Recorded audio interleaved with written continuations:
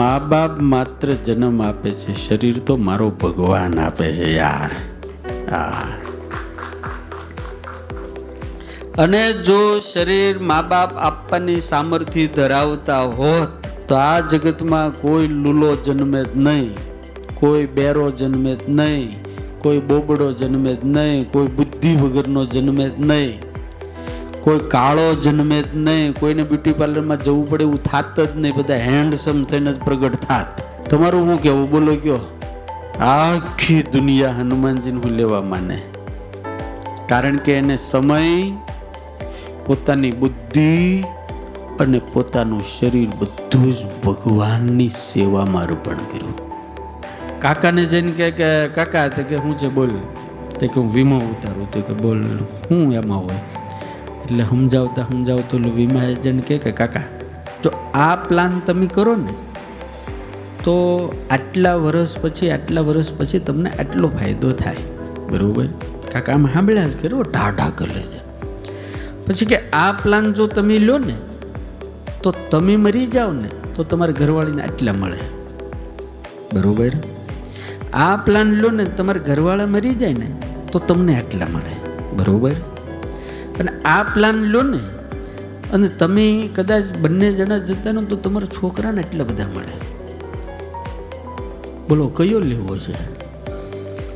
ત્યારે કાકાએ બહુ મસ્ત વાત કરી. એ કઈ એવો પ્લાન છે કે તું મરી જા ને અમને મળે?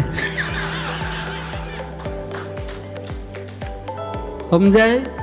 ચિઠ્ઠી ફાટશે ઉપરવાળાની વેળા થાય તારે જવાની, સગું કુટુંબ બધું ભેળું મળીને ચમચી પાણી પાવાની, લોટ પાણીનો લાડવો મૂકશે, જરૂર હશે નહીં તારે? આવડે? લાકડા ભેગો બાળી દે, રાખ તારી ઉડી. 12 દિવસ મોકાણ કરીને પછી લાડવા ખાવાની. પ્રાણની સગી છે દુનિયા, બાપ તને ઘડીકમાં ભૂલી જવાની.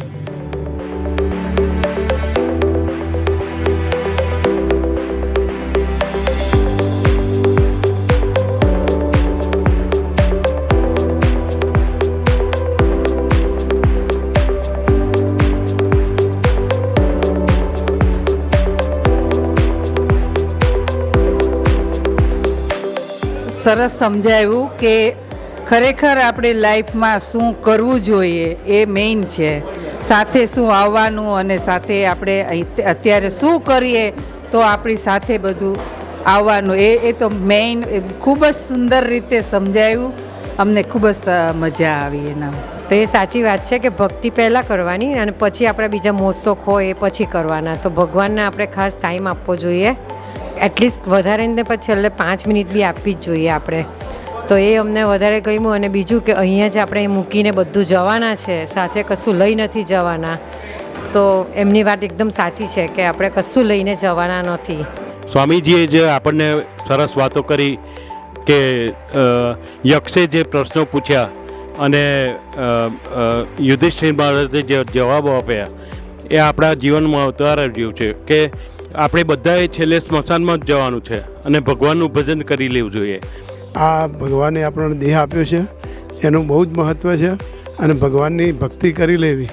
જીવનમાં આપણે બધું પોતાના શરીર માટે તો કરીએ છીએ પણ આત્માના કલ્યાણ માટે શ્રી સ્વામિનારાયણ ભગવાને અને જે હનુમાનજીમાંથી પૂતપાઠ લઈ અને જેમ હનુમાનજીએ પોતાનું શ્રી રામના દાસત્વ ભક્તિનું જે ઉદાહરણ આપેલું એ પ્રમાણે આપણું જો જીવન બનાવીએ તો આપણું પણ આત્માનું કલ્યાણ થઈ જાય અને આપણું આ જીવન સાર્થક થાય.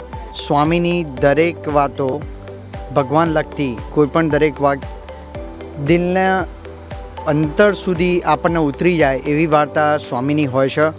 દરેક વાત મને 1-2 વર્ષથી એક્સપિરિયન્સ સ્વામીનો છે, 2 વર્ષથી હું જાણું છું એમને. પણ જ્યારે બી એરા સ્વામી અહીંયા આવતા હોય તો આપણા અંતરથી એવું થાય કે સ્વામીને મળવા જઈએ, એમની કથા વાર્તા સાંભળવા જઈએ.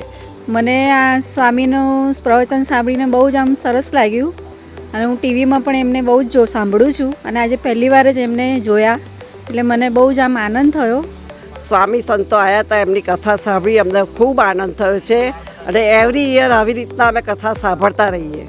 આજે સભામાં સ્વામીજીએ જે સુંદર મજાના હનુમાનજી મહારાજના એ દાસત્વપણાની ભક્તિ કેવી રીતના કરવી અને એક દાસ થઈ ભગવાનનું ભજન કેવી રીતના કરવું એના વિશે જે રસ્તો બતાવ્યો, જે દ્રષ્ટાંત આપી જે સમજાવ્યું એ બહુ પસંદ આવ્યું.